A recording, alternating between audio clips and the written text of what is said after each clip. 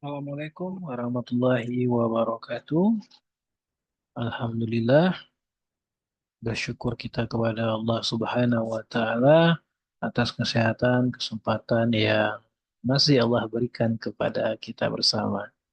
Kemudian tidak lupa kita bersalawat dengan mengucapkan Allahumma sholli ala syadina Muhammad wa ala ali syadina Muhammad. Semoga kita mendapatkan syafaat di yaumul akhir. Amin amin ya rabbal alamin. Apa kabar semuanya, mahasiswa yang saya banggakan? Semoga dalam keadaan sehat dan selalu bersemangat dalam menuntut ilmu. Baik, hari ini pertemuan kita yang ke-11 dengan pembahasan mengenai spesifikasi kebutuhan perangkat lunak atau Software Requirement Specification ya, SRS singkat. Jadi sebenarnya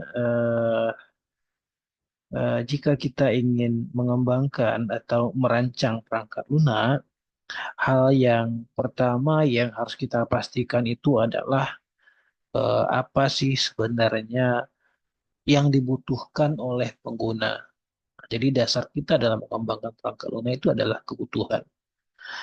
Jika kita telah menemukan kebutuhannya, nanti kita bisa memberikan solusi dalam bentuk perangkat lunak. Seperti itu ya. Eh, jadi semua itu ya permasalahan, kemudian solusi yang kita berikan itu semua kita dokumentasikan dalam bentuk dokumen nantinya. Dokumen seperti itulah yang dapat kita sebut dengan eh, Software Requirement Specifikasi atau SRS. Jadi itu ya singkat bentuknya dari SRS itu. Jadi merupakan sebuah dokumen yang kita butuhkan. Untuk lebih dalamnya, kita akan coba bahas terkait dengan materi kita hari ini. Materi kita ini kita akan mencapai 4 tujuan pembelajaran kita. Nanti kita akan memahami, kita akan jelaskan pengertian dan pentingnya dokumen SRS itu. Kemudian kita akan menyebutkan dan memahami struktur umum dari SRS sesuai dengan standar. Kemudian bagaimana kita juga bisa nanti menilai kualitas karakteristik dari SRS yang baik itu. Kemudian kita akan coba menyusun draft dokumen SRS untuk sistem yang sederhana. Dari keempat poin ini nanti menjadi tujuan perjalanan kita pada hari ini. Kita masuk kepada apa itu SRS. Kita harus paham dulu apa itu SRS. Kita tahunya Software Requirement Specifikasi. Oke. Jadi teman, bentuknya seperti apa SRS itu? Jadi pada dasarnya adalah sebuah dokumen ya. Jadi berbentuk dokumen. Dokumen apa? Dokumen yang menjelaskan secara lengkap dan sistematis. Jadi dokumen itu terdapat di dalamnya penjelasan yang lengkap dan sistematis. Apa yang dijelaskannya? Yaitu kebutuhan perangkat lunak. Kebutuhan perangkat lunak itu dijelaskan dari sisi fungsionalnya dan juga dari sisi non fungsionalnya. Dari sangat lengkap sekali ya dokumen ini. Dokumen inilah yang disebut dengan Software Requirement Specifikasi. Jadi dokumen inilah yang kita buat nantinya sebelum kita eh, masuk ke tahap pengembangan.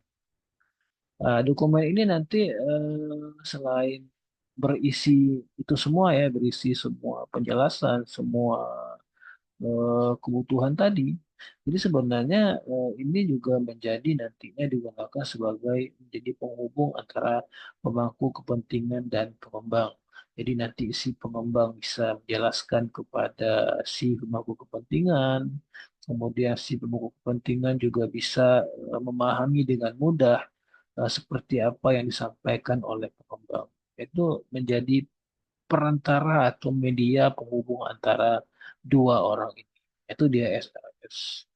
Eh, kemudian tadi juga disampaikan berisi kebutuhan ya, fungsional dan non fungsional. Itu nanti akan kita jelaskan seperti apa kebutuhan fungsional itu, apa-apa saja kebutuhan kebutuhan fungsional dari sistem.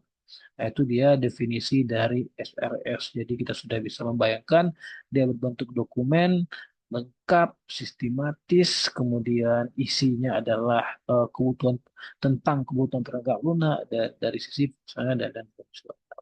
Oke, kita lanjutkan tujuan dan fungsi.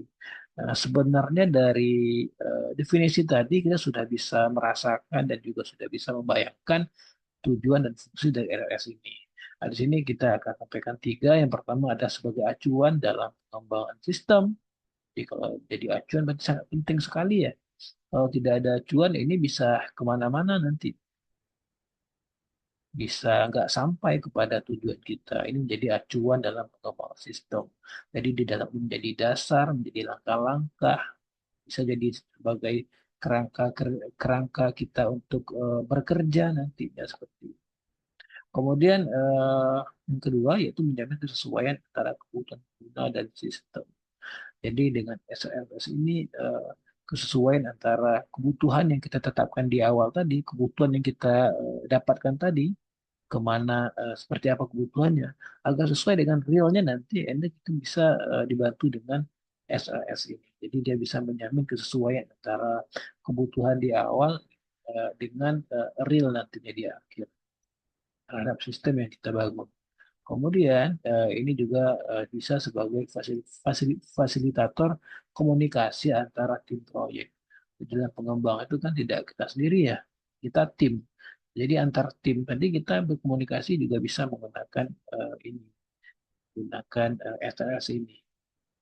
Jadi ini sebagai media juga antar sama tim proyek. Itu dia tujuan dan fungsi dari SRS. Jadi sangat penting di dalam langkah awal di dalam pengembangan perangkat lunak.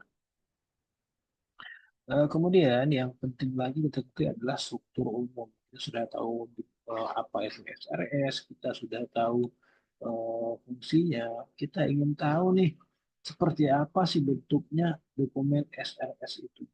Jadi sebenarnya bentuknya sangat sederhana sekali. Yang pertama yaitu ada pendahuluan.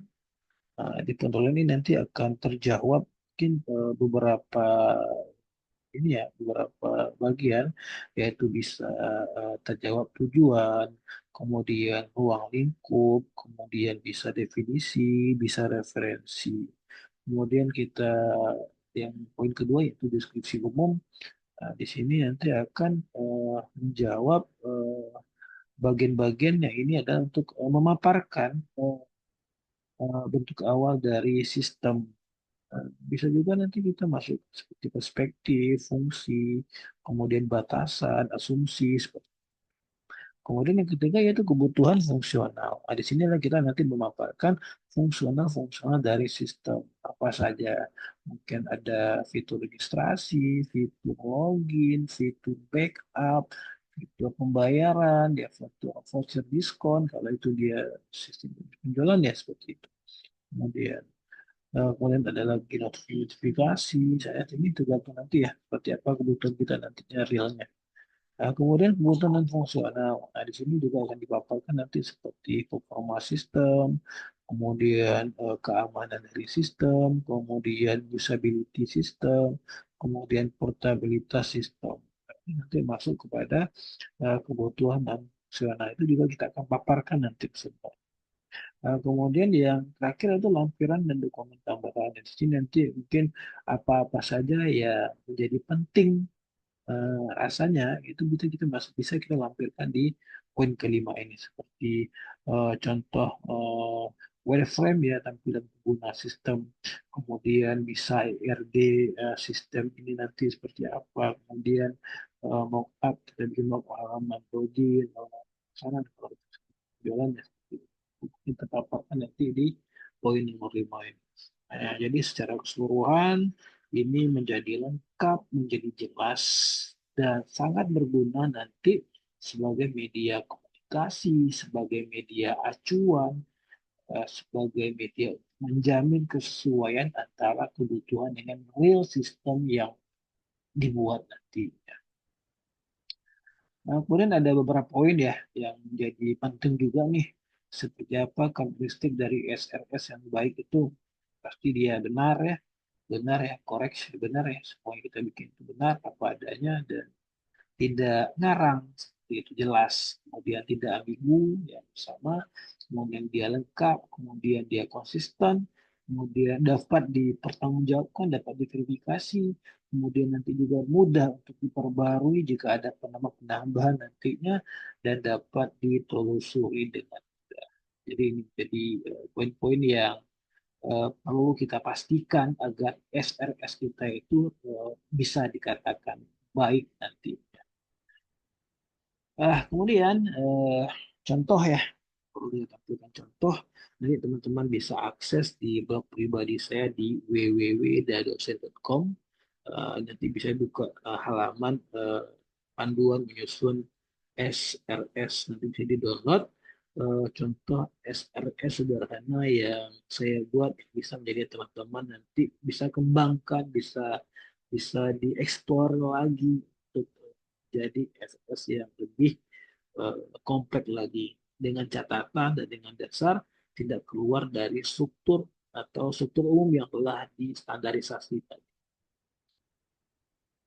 Itu nanti kalian bisa akses dan bisa download juga di sana. Mungkin itu ya yang bisa saya sampaikan sebagai tematik atau sebagai bahan dasar untuk teman-teman belajar nantinya dan nanti bisa kita diskusikan bersama dan bisa kita implementasikan di pertemuan tatap muka nantinya apa yang telah kita sampaikan dan apa yang bisa kita eksplor nanti mengeksplor bisa teman-teman pertanggungjawabkan nanti di pertemuan luring nanti. Mungkin itu yang bisa saya sampaikan. Saya ucapkan terima kasih atas perhatian dan kerjasamanya. Saya sudahi dengan ucapkan Alhamdulillahirrabbilalamin. Assalamualaikum warahmatullahi wabarakatuh.